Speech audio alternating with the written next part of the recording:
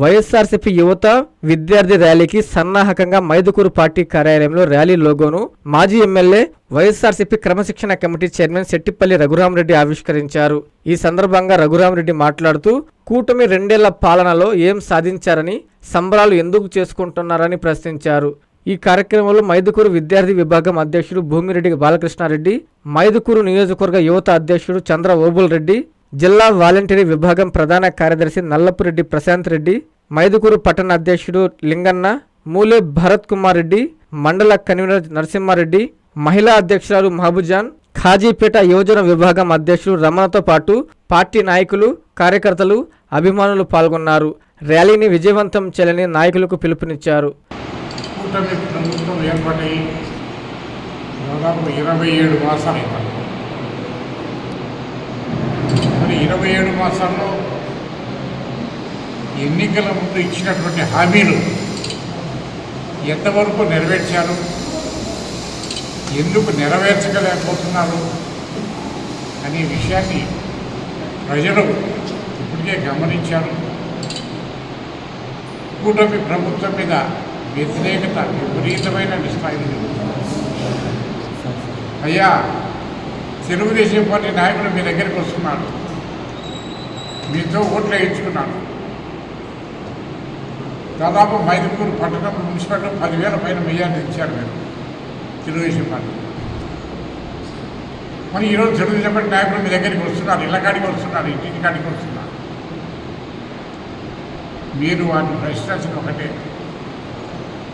ఎన్నికల ముందు మీరు ఇచ్చినటువంటి హామీ ఏమేమి ఇచ్చారు? మరి ఆడపిల్ల నీది అన్నారు, నెలకు 1,500 రూపాయలు చొప్పున ఇస్తామన్నారు. ఇచ్చారా? ఏ ఒక్కరికైనా ఇచ్చారా? మరి ఏ రకంగా ఈరోజు మీరు మామూలు ఇళ్ళ కాడికి వచ్చి మా దగ్గరికి వస్తున్నారు అని నిలయాల్సిన అవసరం ఈరోజు మహిళలంతా.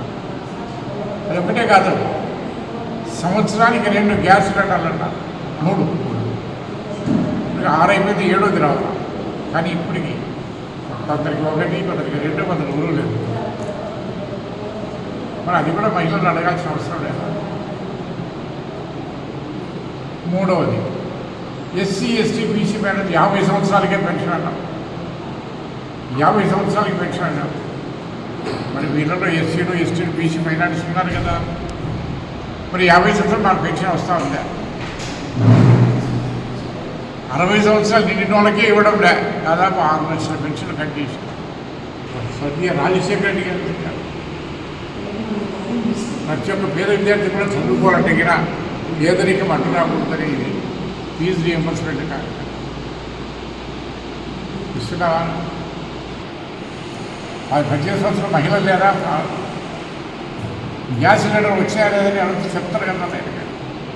మరి 50 సంవత్సరాలు పెన్షన్ ఇచ్చినా లేదని చెప్తారు కదా. ఫీజు రియంబర్స్మెంట్ పర్లేదు, మాకు సర్టిఫికేట్ ఇవ్వడం లేదని అని బాధపడుతున్నాను. అన్నిటికి మించి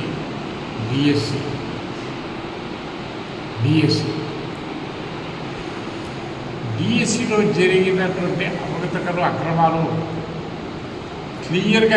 క్లియర్గా విత్ ప్రూఫ్ చూపిస్తూ ఉంటాయి. ఈ స్పోర్ట్స్ కోటా అనేది అర్హత ఉన్న వారికి ఇవ్వకుండా కేవలం ఏదో పార్టిసిపేట్ చేసాం, దొంగ సర్టిఫికేట్ తీసుకొస్తే వాళ్ళ ఉద్యోగాలు ఇస్తున్నాం.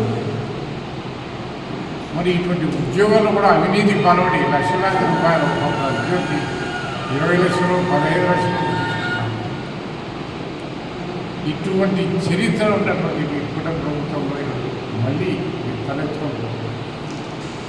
అపవాదం వచ్చింది కాబట్టి సిబిఐ ఎంక్వైరీకి ఆర్డర్ చేస్తూ సిబిఐ ఎంక్వైరీ అయిపోయేటంత వరకు కూడా నేను నా పదవికి రాజీనామా చేస్తానని లోకేష్ బాబు చెప్పాల్సిన అవసరం ఎంతైనా ఉందే అని చెప్పేసి నేను అంటాను.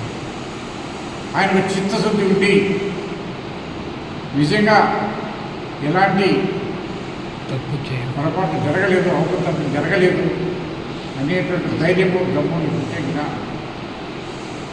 ఖచ్చితంగా ఈ పదవికి రాజీనామా చేసి సిబిఐ క్లియరెన్స్ వచ్చిన తర్వాత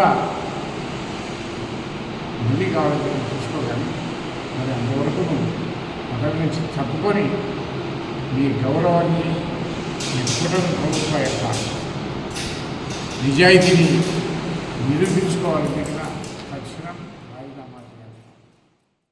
ఎన్ఎల్ హాస్పిటల్స్ అత్యుత్తమ వైద్య సేవలు సామాన్యులకు అందుబాటులో. అపార అనుభవం గల వైద్య నిపుణులు doctor Nagendra Prasad Kulari, managing director, గుండె వ్యాధి వైద్య నిపుణులు గారి ఆధ్వర్యంలో cardiology, neurology, surgical gastroenterology, orthopaedic, ప్రసూతి మరియు గైనకాలజీ, పల్మనాలజీ, జనరల్ మెడిసిన్ మరెన్నో పలు విభాగాల వైద్య సేవలు. అత్యాధునిక ఎక్విప్మెంట్ గల ఐసీయూ, ఆపరేషన్ థియేటర్, క్యాథ్లా, 24/7 ఎమర్జెన్సీ మరియు క్రిటికల్ కేర్, అడ్వాన్స్డ్ మిషనరీ గల ల్యాబ్, సిటీ స్కాన్, ఎక్స్రే, అన్ని కంపెనీల హెల్త్ ఇన్సూరెన్స్ సౌకర్యం కలదు. అందరికీ అందుబాటులో అత్యాధునిక వైద్య సేవలు అతి తక్కువ ఖర్చులో.